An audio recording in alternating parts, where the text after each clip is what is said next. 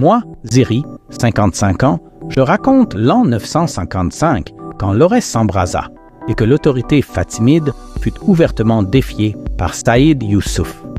Alors, j'ai choisi Bolorin, mon fils, solide et résolu, et je lui ai confié une armée importante pour éteindre la révolte. Vers Fassé Abi Ghazala, près de Bagaï, il marche. Sous nos étendards, les Hawara plinent. Bolorin commande avec précision. Le rebelle tombe et la rébellion se brise dans la poussière. Les têtes sont envoyées à Madia. Message de fermeté. L'Aurès se calme. Qu'on se souvienne de notre discipline et de notre honneur. Suite Ziri. Nous avons tenu l'Ifriqiya. 955. Achir tremble sous le siège. Les tribus se déchirent. Le destin s'écrit dans le fracas des tambours. Je suis Ziri Sanaga. À 55 ans, je tiens Achir. Les Maghrawa et les Anatas cernent contre nos murs. Je pars frapper Koumaté. Mon fils Kabab reste à l'abri. Pas un pas hors des portes. Mais les tambours appellent. L'enfant glisse hors des murs, incognito, et cherche le chef ennemi. Dans le chaos, Kabab surprend Koumaté et l'abat d'un coup net. Le silence saisit les lignes Anata. Je reviens, implacable. Les partisans de Koumaté sont punis. L'ordre d'Achir tient et l'histoire s'écrit. Après le siège de Fès, Jawar retourne en Ifriqiya. L'autorité fatimide est rétablie.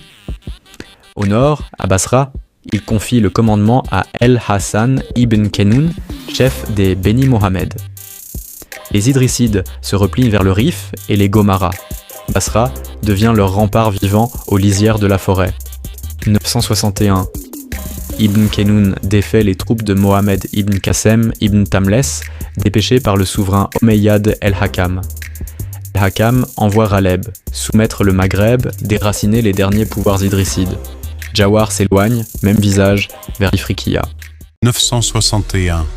L'île de Sicile est un enjeu de pouvoir. Les Byzantins tiennent l'Est, mais la menace fatimide s'approche. Le gouverneur Ahmad ibn al-Hassan reçoit l'ordre de marcher sur les villes byzantines. Sa cible première, Taormina. Après des mois de siège et d'affamement, les défenseurs chrétiens abandonnent la ville. Taormina tombe. Annexée au califat, elle est rebaptisée Al-Muizziya. Agrigente et Rometta suivront bientôt son exemple. Mais l'Empire byzantin ne lâche pas la proie. Le nouvel empereur envoie une puissante flotte pour reconquérir l'île. La bataille s'engage dans le détroit de Messine.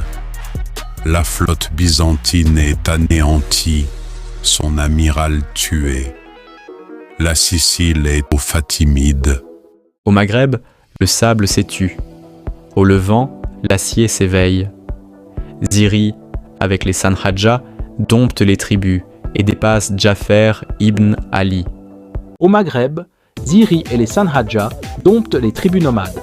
Face à eux, Jafar ibn Ali, seigneur d'El Messila et du Zab, vacille.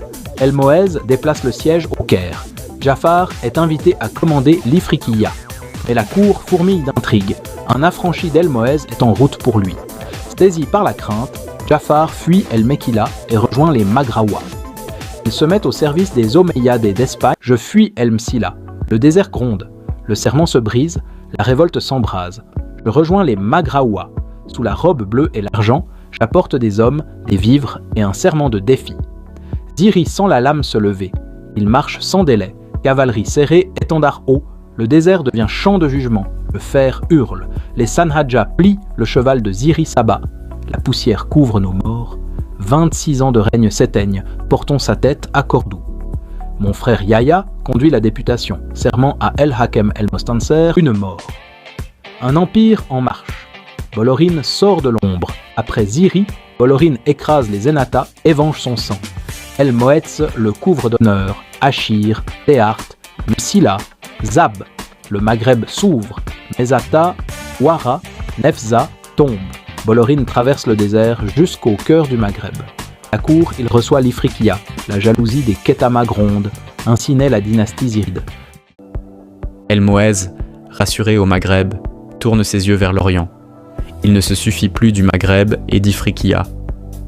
Les légions berbères koutamiennes s'étirent vers l'est. Jawar mène, implacable. Cyrénaïque tombe en silence. Désormais, l'Égypte est notre dessein. Par Allah, nous arracherons chaque province jusqu'au cœur de leur empire. Au seuil du départ, El Moez tourne ses yeux vers l'Occident. Le Caire appelle, les terres séquoias qu'il quitte pèsent encore.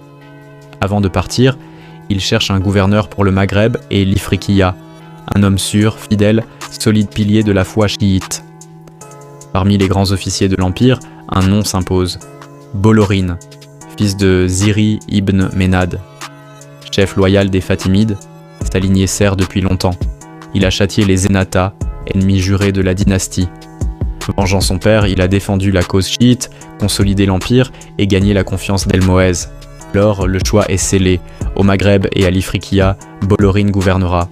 El Moez s'éloigne, la tristesse du départ le suit. En l'an 973, El Moez, le dernier calife fatimide d'Ifriqiya, partit pour le Caire. Et Bolorin, rentrant à Kairouan, s'installa dans le palais califal et se mit en marche pour le Maghreb.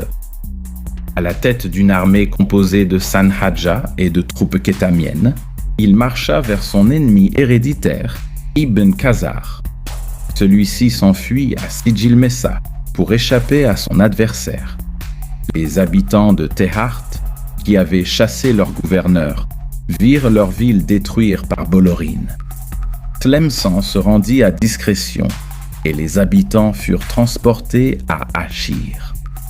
Bolorin reprit alors la route de Kaïtouan, maître du Maghreb. Le cœur de l'Égypte médiévale.